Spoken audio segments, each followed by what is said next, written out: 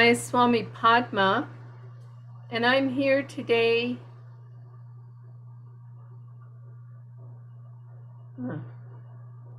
Let me try this again. It doesn't appear to be working.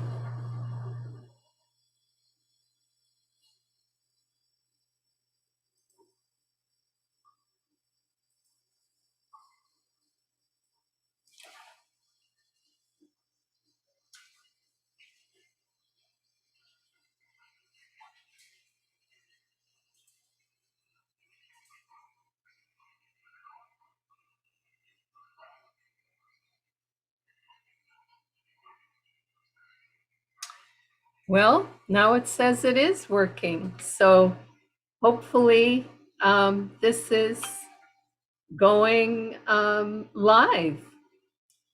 I'm bringing you the noontime inspiration weekdays from the Writings of Paramhansa Yogananda. And today's quote or excerpt from his teaching says, "To a disciple who was bowed by the weight of spiritual doubts, Yogananda said, 'Don't depend on reason. That is where force tricks you. Reason is like a sword with a smooth handle. If you haven't mastered its use, it can prove dangerous. One clumsy move, and instead of striking the enemy, you may injure yourself. The moment doubt enters your mind, cast it out. Drown it in activity for God. Recognize it as a temptation. Krishna said in the Bhagavad Gita, the doubter, O Arjuna, is the most miserable of mortals." Well, it's a beautiful rainy day in the Pacific Northwest and here at Ananda in Linwood today. And I don't doubt that for a minute because I can see the rain. So the doubting that he's referring to here, in fact, he says specifically spiritual doubts. So it's not about things that we see and touch and feel objectively, but it is about spiritual teachings. It's about perhaps a spiritual teacher or just a concept that we can't reconcile somehow. And it's very interesting the way he puts it here, because he says very strongly that the Gita, the Bhagavad Gita, states, the doubter, O Arjuna, is the most miserable of mortals. That is a really strong statement. And Swami Kriyananda describes how he was full of intellectual pride when he first found his guru, Paramhansa Yogananda. And Yogananda urged him to develop devotion, knowing that this would begin to displace the pride of his intelligence, but also it would displace that doubting that he was plagued with. And having watched Swami Kriyananda for more than 40 years of living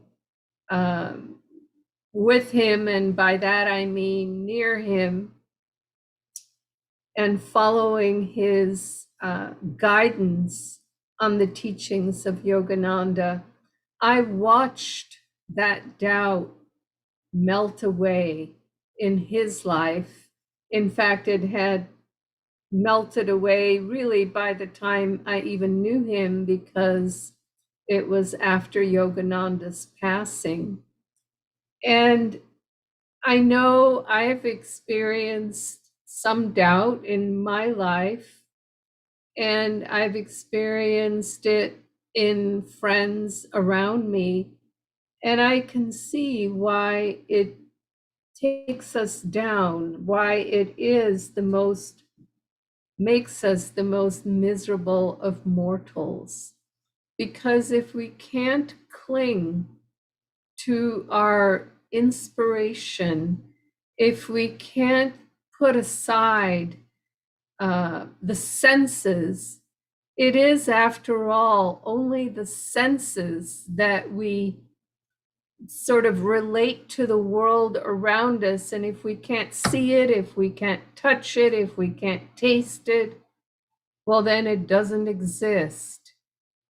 And that is the state of mind and the attitude of the skeptic, of the person who relies way too much on the intellect in order to be able to relate to the miracles and the mystery of the world around us.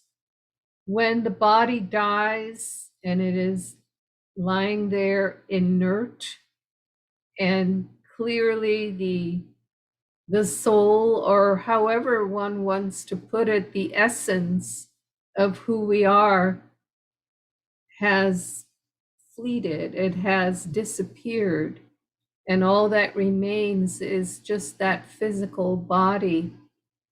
That's when most people, well, in India, they say it's a blessing to witness death because it helps us understand our own mortality, or I like to think of it that it helps us to understand that there's more than just the body for us to relate to and the senses for us to use to come to understanding. Ultimately, we cannot develop intuition, which people refer to. I know when I was a child, it was referred to as the sixth sense.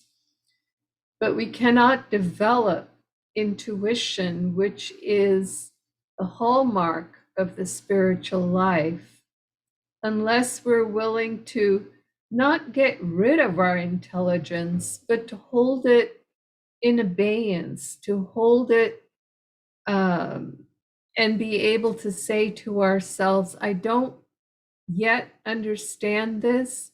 I cannot yet see this. But because a true master says that it's true, I am going to not discard it. I'm going to hold it, and hold it in such a way that I can come back to it when I have developed more spiritually. Just give it the benefit of the doubt. I could say much, much more on this subject, but I've run out of time this morning. I hope I gave you a taste of it so you can explore it further on your own. Joy to you, and we'll see you again tomorrow. Bye-bye now.